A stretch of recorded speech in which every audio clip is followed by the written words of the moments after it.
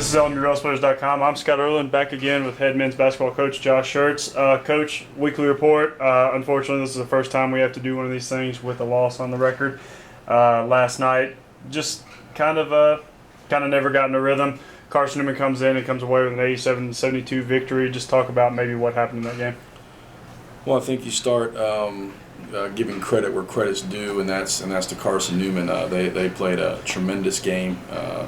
They were the better team last night without question. I thought the three best players on the floor last night all were wearing their uniforms with Charles Clark, Carson Brooks, and Sawyer Williams.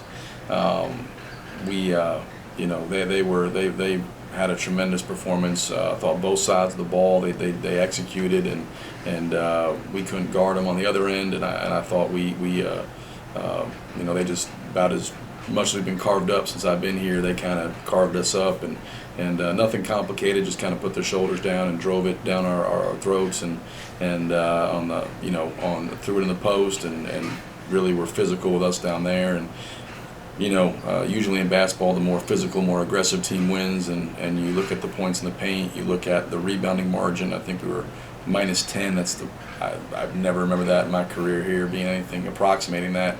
And they were certainly the more physical, more aggressive team, and they executed at much higher level than we did. So credit there from my end. It was a poor performance on our end in a lot of areas. Obviously, defensively, I thought we were awful. We couldn't keep Clark in front, and we did a poor job of keeping the ball out of the post. I thought we let them kind of get wherever they wanted to. We didn't take anything away, and I'll take responsibility for that. That's my job to get those guys prepared to play, and Chuck did a much better job with his guys than I did with mine. And so I thought they executed a much higher level, and I thought our poor defense bled into our offense in terms of. We couldn't get stops. We were trying to almost go back and come back at them and hit a home run. So I thought offensively, ball movement was bad. Ball stuck. We got selfish. Body movement was non-existent. We took some out of character shots, and I thought we didn't make them work at all defensively. We kind of guarded ourselves on that side of the ball because we were just going maybe with one pass, sometimes no passes, and so we guarded ourselves on one end. And on the other end, we couldn't do anything with them, regardless of kind of what we tried. But credit their way; they were tremendous. They played great. They were the far better team. From our end, not a good job. Like I said, starts with me. Players didn't play well, and I got to prepare them better so we can perform at a higher level. And I think that. Probably everybody that was in the gym, everybody that's followed the program this year, thought that big run was coming somewhere in the second half, and it almost a number of times it seemed like it was coming. Cut it down to single digits a few times, and it just always seemed like Carson Newman had an answer. They stiff armed us at every time, and most of the times Carson Brooks and Charles Clark were involved. There was a couple times we really felt like we had the momentum, and just to kind of get turned away that many times in the second half, and the momentum. What were you telling your guys down the stretch there? Well, I told them. It was the game wound up being 15. It wasn't really a 15-point game. It was a 66-59 with 9 minutes to go. It was 74-66 with 4.5 minutes to go. We were within range.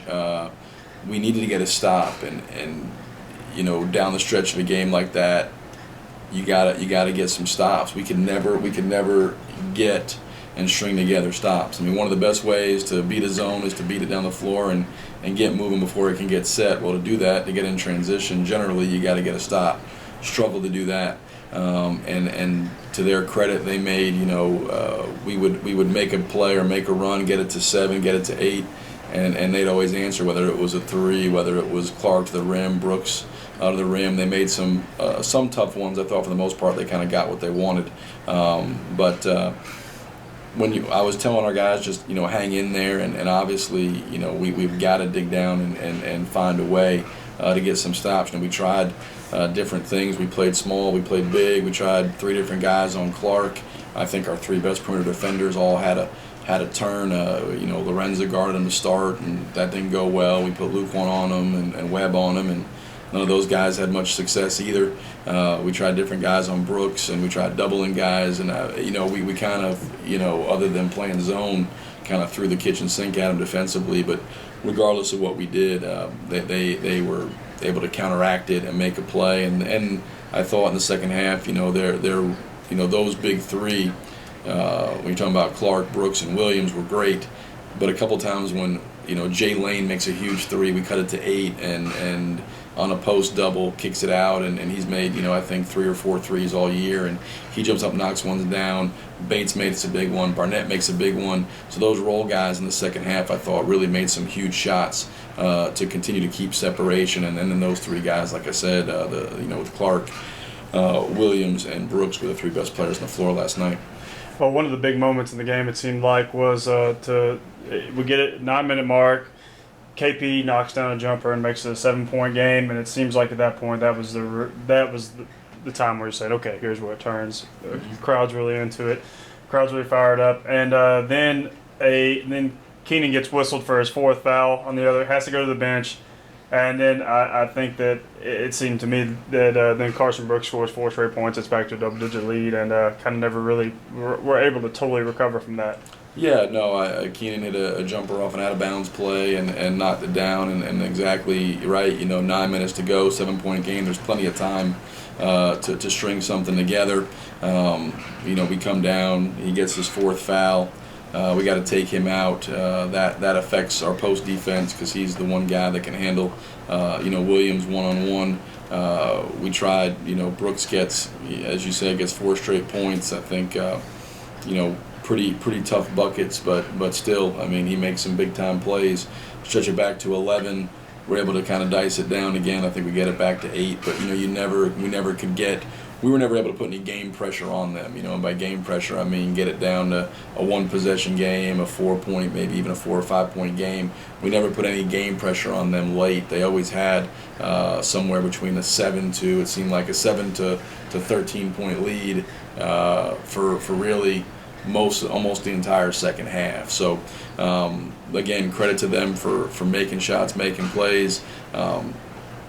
We didn't do a good job guarding him, and we were hurt everywhere you could be hurt.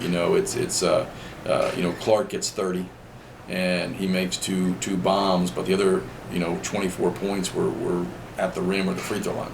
I mean, there was nothing else. Brooks gets 20, 16 and 8 in the second half, and I thought he got kind of what he wanted, did what he wanted. Williams gets 14. Again, it was just kind of, we couldn't stop the bleeding, and we weren't able to take away anything they wanted to do. They did offensively, what they wanted to. I looked at some point in the second half, and we've been, I think, number 1 in the country all year in field goal percentage defense, and that doesn't mean anything going in there. Every game's different. You're number 1 basically in the pass. It only matters what you do that night. But they were shooting 78% at one point, like late in the second half, and I think they finished in the upper 60s. And that's unacceptable. And you have to guard, and you got to take pride defensively. And like I said, we did different things, playing big, playing small, but nothing seemed to work on the defensive side. I told our guys, our offense. We shot a season low percentage, and I thought our offense was like I said, we guard ourselves. I thought we were selfish, ball stuck, everything you don't want offensively. But 72 points, when you miss, I don't know, you would know better than I would. I would say we missed probably 10 to 12 layups, but 72 points is enough to get you a win if you guard. But we gave up 87 points in 75 possessions. You're not going to beat most anybody doing that. Now, there's only been a handful of teams ever in the history of the NCAA that runs the table. So 1 loss, no harm, no foul. Move forward now. Looking on to a big game this weekend where you go to Newberry. Been very sporadic of late. Of course, me and you have talked extensively off camera about their issues the last couple of weeks. But they've lost 5 of their last 6 games. But it's kind of been strange that their only really blowout loss was at home with Coker. Coker beat them by 16, but then bunch of other 5 2-point games, a double overtime loss to Carson Newman, and then they lose by 2 last night at Wingate. And we know that it's a tough challenge going into Newberry and playing. So how do you look for your team to respond going into Newberry? Well, I think when and I told the guys this, after the game, there's a difference between losing and being a loser, and when you lose, uh, I think there's, you're not going to have everything you want, you're not, I don't, and sometimes hard for young kids, it's, you're not, everything on earth's not going to happen the way you want it, exactly how you want it, when you want it, and all in a positive manner. And what I told them last night, and I believe is, who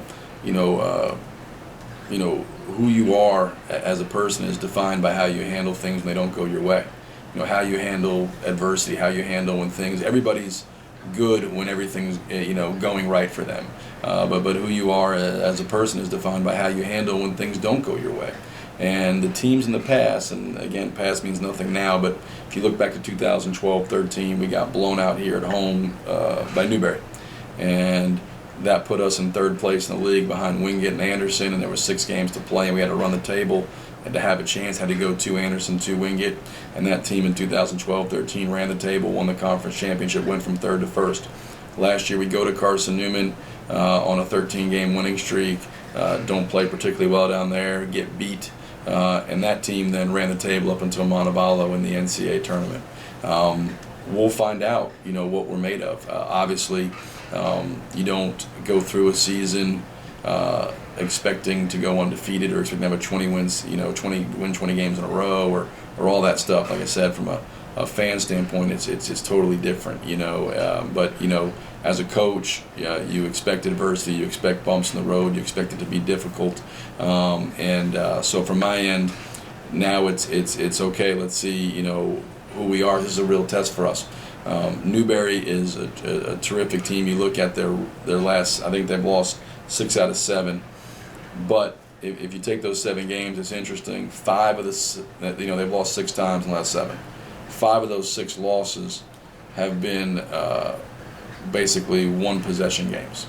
And so obviously it could go either way. Double overtime game with Carson Newman, that's a 1 possession game.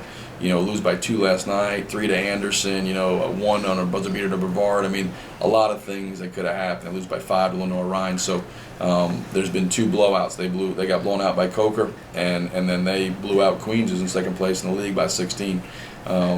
Dave does a tremendous job.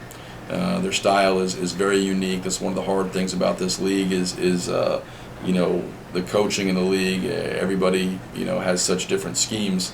Brevard's at one end of the spectrum, then you got Carson Newman who does what they do and with the zone and all that stuff, and then Dave, you're going to get 40 minutes of full court pressure, run and jump, and they're going to drive it just like Newman did, kind of drive it down your throat offensively. Newman didn't run any trick plays. There wasn't any thing we didn't expect. They just pretty much manhandled us, and that's what Newberry's going to try to do to you. So we're going to have to get better in the next 48 hours in terms of getting a defensive mindset back, getting back to guarding the basketball at a high level, because a lot of what, and they do it differently, they get there differently, but a lot of what Carson did to us last night, what Charles Clark did to us, is what Newberry's going to try to do to us with DeMarcus Smith, Mitch Riggs, Gerald Evans, and that crew, and they've got a team that even without Dondre Walker, I think is capable of beating anybody in the league for sure. Capable of certainly still being an NCAA tournament team, but they obviously have to get moving. From our end, we've got to try to bounce back. Eliezer Arena is going to be an unbelievable environment. It's always a tough place to play. They get great crowd support there, and the way they play and the crowd being so close, it'll create a heck of an environment and a tremendous challenge for us. But I'd much rather be playing Saturday than and having that quick turnaround than sitting and stewing about what happened on Wednesday night. That's the thing we talk to our guys all the time about. It doesn't make much sense to get overly excited about wins or overly depressed about losses. You learn from them, and as long as you have basketball in front of you, then you got to move on to what's next and be ready for your next opportunity, and that comes on Saturday. We know it's been a tough challenge there at Newberry. 2 of the last 3 games at Newberry have essentially been decided by a single possession. Coach, best of luck this weekend. As always, catch up with you next week. Sounds good, Scotty. Appreciate it.